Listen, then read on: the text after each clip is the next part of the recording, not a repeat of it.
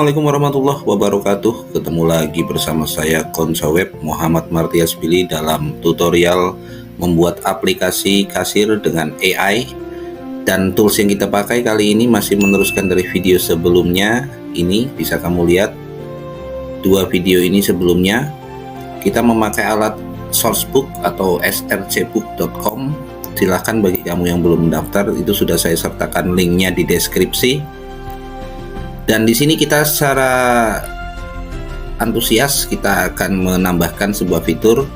Tapi ingat, bagi yang belum menonton video sebelumnya, kamu tonton dulu dua video di gambar ini. Yang satunya video rekaman, yang satunya video live. Kita kali ini akan menambahkan fitur agar si owner bisa melihat siapa petugas kasir yang bertugas saat itu. Jadi itu seperti shift ya, seperti shift kerja. Jangan kamu skip, tonton videonya sampai habis. Dan kita lanjutkan videonya.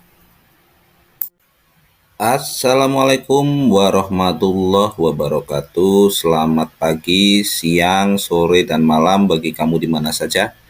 Kita mau melanjutkan tutorial untuk membuat aplikasi kasir dengan menggunakan sourcebook.com. Bagi kamu yang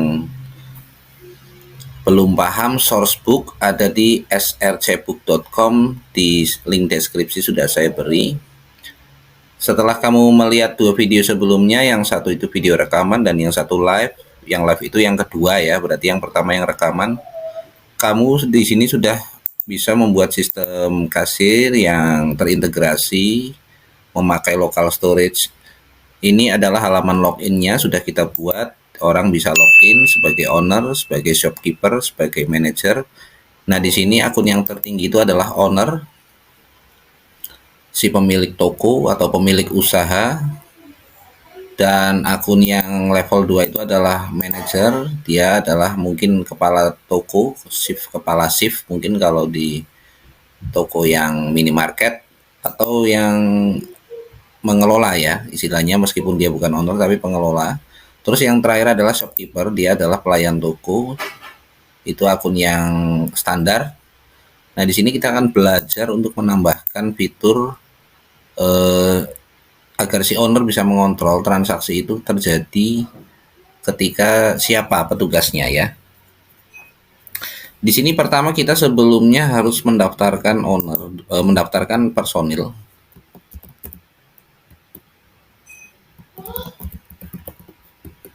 Personil itu artinya nanti orang-orang yang akan menjadi pengelola atau bisa login dalam aplikasi. Dia sebagai store manager atau shopkeeper, sebagai penjaga tokonya atau kepala tokonya.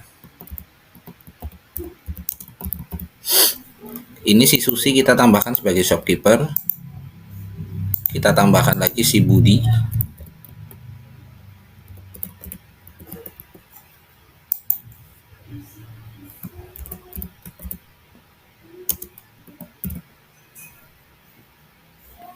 Juga shopkeeper. Nah, kita tambahkan lagi si Joni, dia sebagai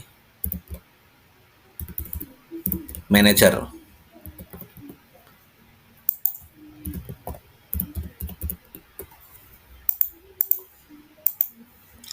Lalu di sini kita membuat produk dummy. Produk dummy di sini kita bisa menambahkan produk seperti kemarin. Nah, di sini saya juga mau mendemokan kemampuannya si sourcebook ini untuk mengganti bahasa tampilan aplikasi hanya dalam satu perintah.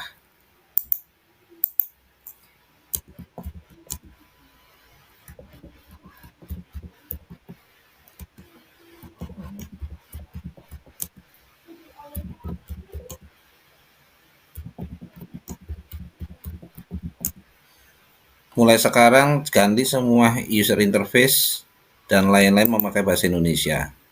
Kamu sebenarnya bisa memerintah memakai bahasa Indonesia di sini, tidak perlu pakai bahasa Inggris. Dia juga mengerti bahasa Indonesia.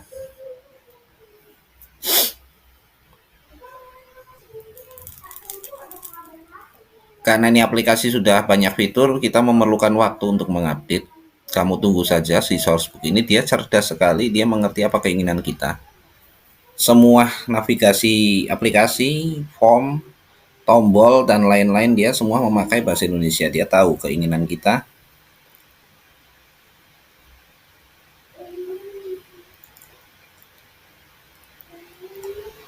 Perlu kamu ingat, kemarin kita sudah men-setting agar owner sebagai akun tertinggi pemilik toko ya, dia bisa men-setting dan membuka semua menu. Shopkeeper juga, store manager juga. Nah, untuk si shopkeeper, pelayan toko, dia tidak bisa membuka selain transaksi pos ya. Dia hanya bisa menjuali saja. Nah, kamu perlu ingat kewenangan itu fleksibel, nanti kita bisa rubah di sini.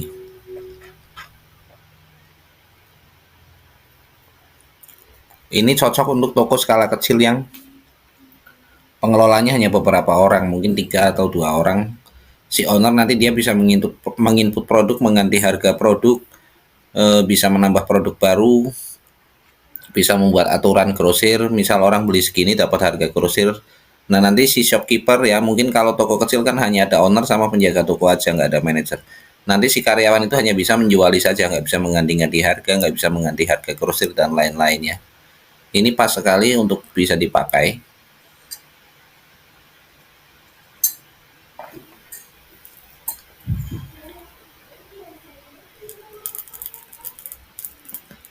Kita tunggu dia berproses mengganti bahasa. Ini sebetulnya sangat cepat dibanding kalau kamu manual coding. Ketika kamu menyesuaikan skrip dari bahasa Inggris ke bahasa Indonesia, tentunya kamu satu-satu mengedit file yang ada.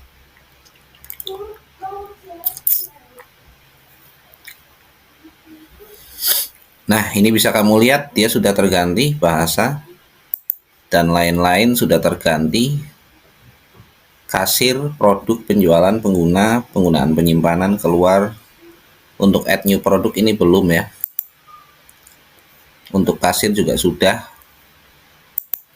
Nah, enggak apa-apa. Sementara kita untuk melanjutkan tutorial ini, karena kita fokusnya ke pengaturan sistem petugas, kita tinggalkan dulu penggantian bahasa. Nah, di sini kita mau mencoba untuk membuat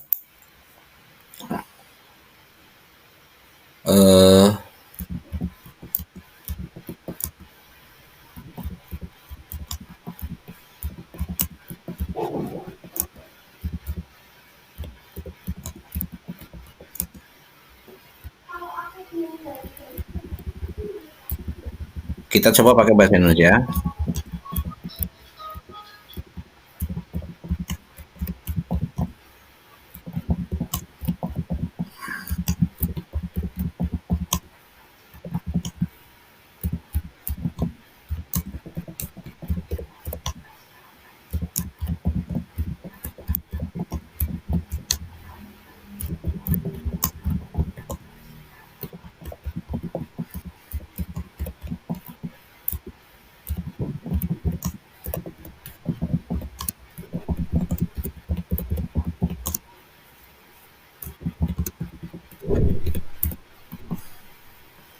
Tambahkan sistem di mana dalam catatan penjualan dan nota penjualan nama petugas yang menjadi kasir serta waktu transaksi tercatat dalam penjualan dan nota. Kita enter. Kita inginnya nanti ketika yang menjuali misal si Budi, nanti tercatat penjualnya adalah Budi.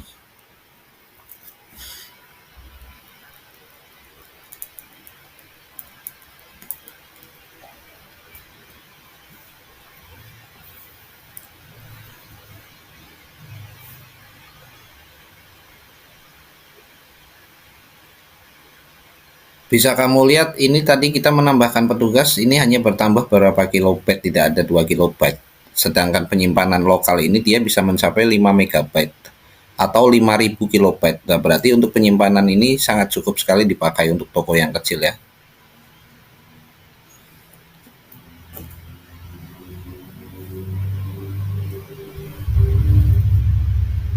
Kita tunggu dia bekerja, dia sedang mengganti sistem, mengupdate sistem penjualan. Kita coba cek sekarang. Nah, kita coba tambahkan produk dummy untuk kita bisa mencoba penjualan. Ini juga untuk melihatkan kepada kamu yang masih baru mengikuti tutorial saya. Nah, di sini untuk produk manajemen belum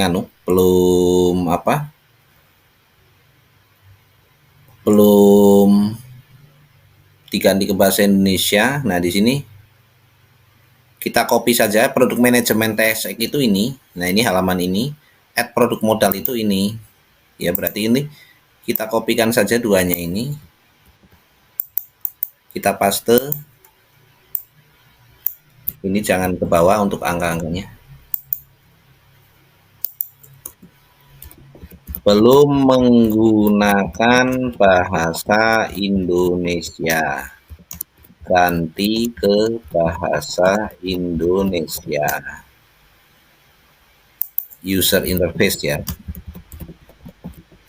Berarti untuk produk manajemen dan add produk TSX itu belum menggunakan bahasa Indonesia.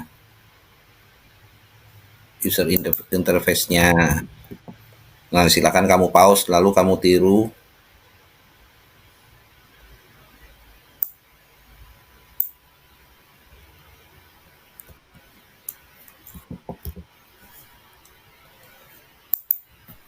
Perintah saya ini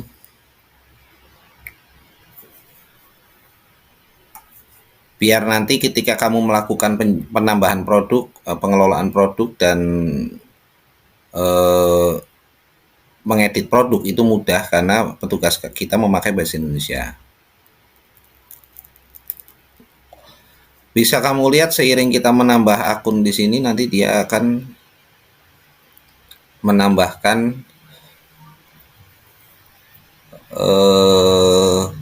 data di sini. Ini data sementara penyimpanan kita masih kecil, masih 1 kilobyte. Kamu bayangkan aplikasi sebesar ini. Penyimpanannya hanya 1 kilobyte. Nah, di sini nanti kita seiring menambah produk, menambah petugas, ada terjadi penjualan, catatan penjualan nanti di sini akan bertambah. Kita tunggu dia mengganti user interface ini ke bahasa Indonesia. Tampilan itu artinya user interface adalah tampilan aplikasi ya.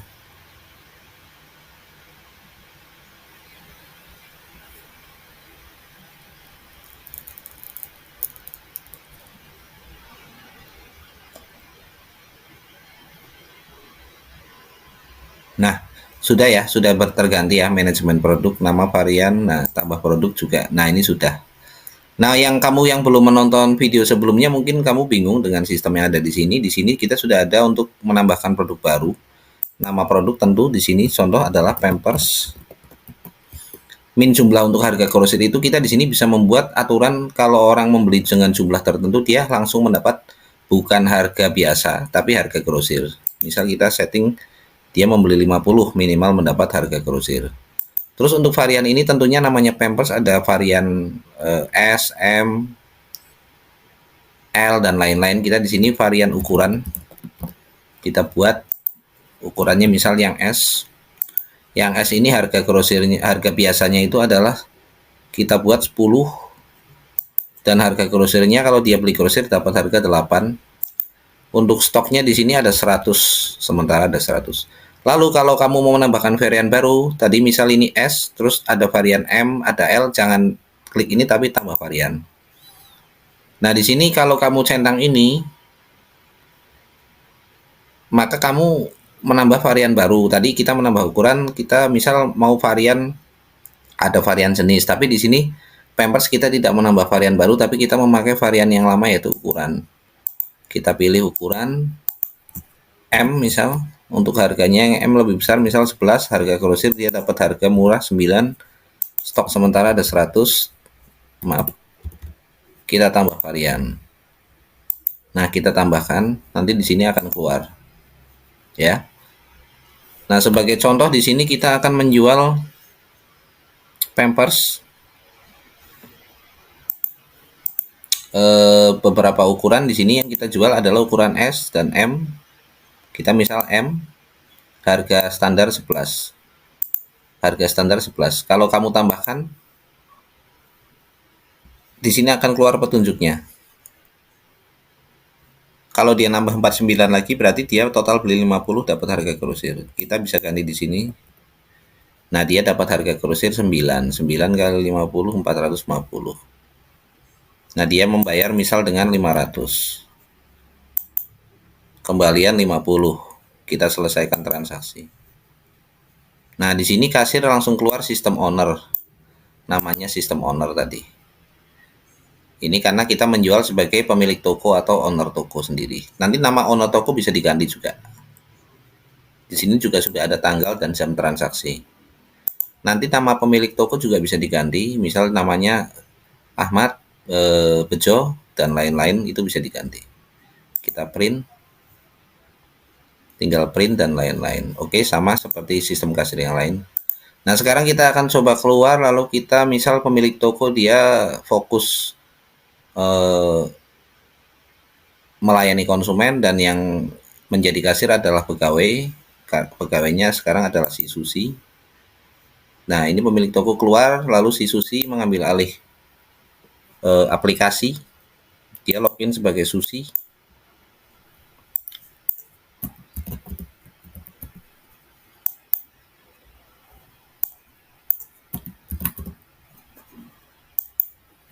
Tadi username-nya salah, harusnya Susi S besar. Tadi harusnya S kecil. Nah, bisa kamu lihat karena si Susi ini sebagai penjaga toko, bukan sebagai pemilik, dia tidak bisa mengedit produk. Dia langsung hanya bisa mengakhiri produk yang sudah ada. Karena tadi produk yang ditambahkan oleh si pemilik toko baru satu, ya dia hanya bisa menjual satu. Jadi sistem ini aman untuk dipakai untuk toko. Si petugas kasir nggak bisa mengganti-ganti harga, nggak bisa mengolah-ngolah harga, tidak bisa, mohon maaf, curang dan lain-lain. Sekarang kita coba dia menjual Pampers yang S. Terus dia juga menjual satu Pampers yang M. Nah, di sini bisa kamu lihat ada dua jenis Pampers ukuran S sama Pampers ukuran M. Misal yang S ini dia menjual tadi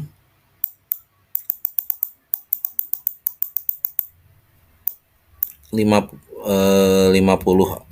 dia mendapat harga grosir ya, 8 kali 50 yaitu 400. Yang ini dia hanya beli misal 3 piece.